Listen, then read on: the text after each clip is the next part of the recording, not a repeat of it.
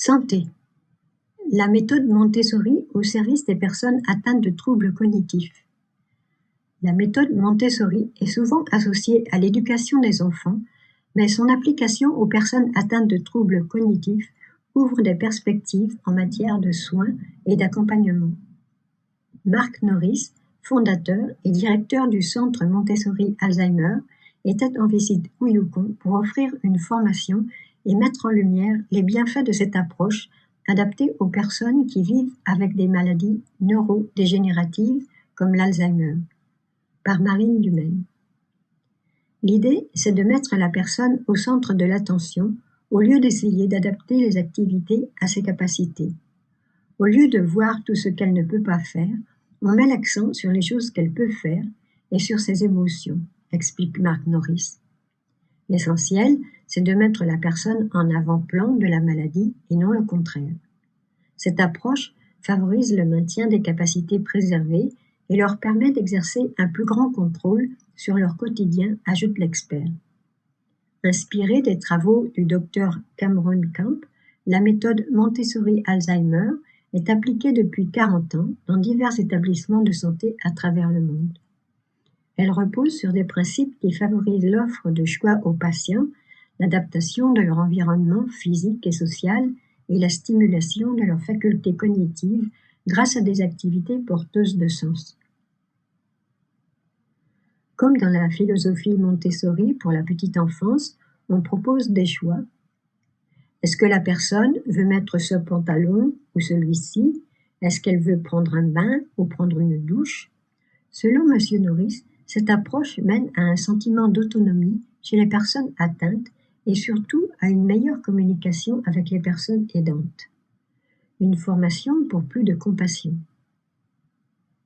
Afin d'accompagner les personnes aidantes et les professionnels de la santé dans l'application de cette méthode, une formation spécifique en 3 modules a été proposée par le partenariat Communauté en Santé PCS les 28 et 29 mars dernier. Ce programme de formation avait déjà été proposé par le PCS pendant la pandémie et avait eu lieu en ligne. C'était la première fois que M. Norris venait offrir cette formation en personne. 4 personnes ont participé. La plupart étaient du personnel enseignant. Mais certaines personnes avaient aussi un intérêt personnel par prévention pour anticiper le déclin cognitif de leurs parents, explique le formateur. Au cours de ces 2 journées, M. Norris visait d'abord à changer les perspectives. Au début de la formation, on fait un remue-ménage des mots qu'évoque le terme Alzheimer auprès des personnes participantes. Il explique alors que le terme dépression, difficulté, perte, déclin sont apparus. Des termes plutôt négatifs, selon lui. À la fin des 2 jours, le même exercice a plutôt fait ressortir des termes comme communication, soutien, écoute, autonomie. C'est là la clé, estime M. Norris. Changer de regard et de mentalité et viser plus de compassion, c'est une grande partie du succès. La méthode qu'il présentait visait à accompagner et à alléger la charge des personnes proches aidantes.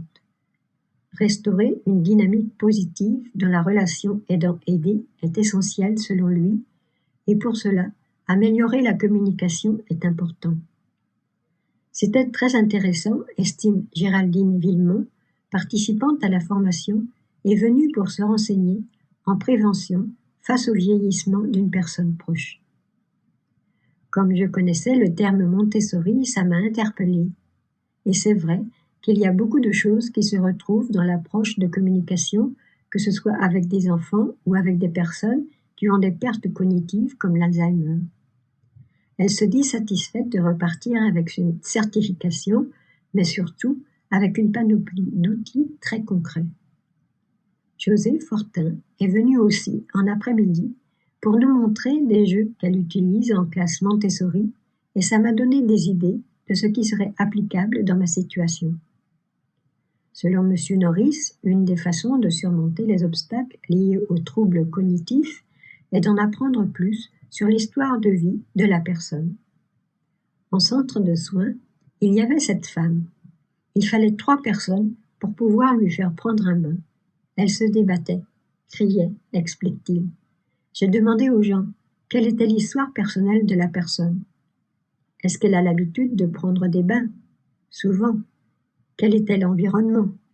On a appris qu'elle utilisait toujours l'aromathérapie avec du savon à la lavande pour prendre son bain et qu'elle écoutait de la musique. En recréant cet environnement, la communication passait mieux et il ne fallait plus qu'une seule personne pour lui faire prendre un bain. Des résultats concrets. Les recherches ont démontré que les troubles du comportement des personnes atteintes d'Alzheimer sont souvent liés à un environnement inadapté plutôt qu'à la maladie elle-même, relate M. Norris.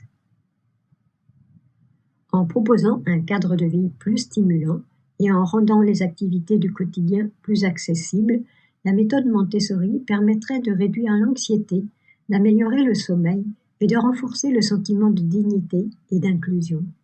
Par ailleurs, il affirme que les recherches ont montré que l'instauration de cette méthode en milieu de santé diminue le taux d'absentéisme et le roulement de personnel puisque les personnes se sentent plus connectées aux personnes atteintes.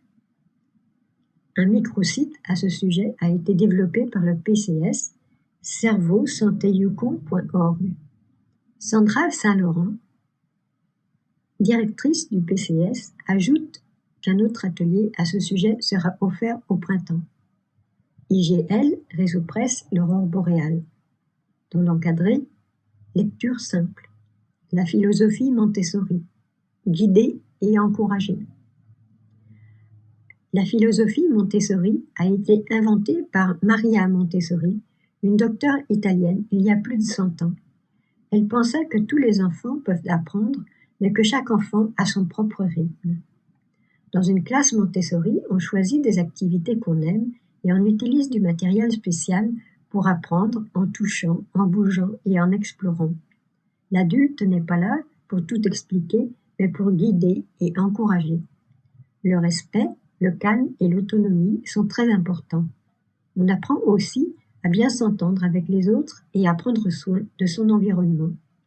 Aujourd'hui, la méthode Montessori n'est pas utilisée seulement avec les enfants. Elle aide aussi des personnes qui ont la maladie d'Alzheimer, une maladie qui fait oublier des choses et rend la vie plus difficile.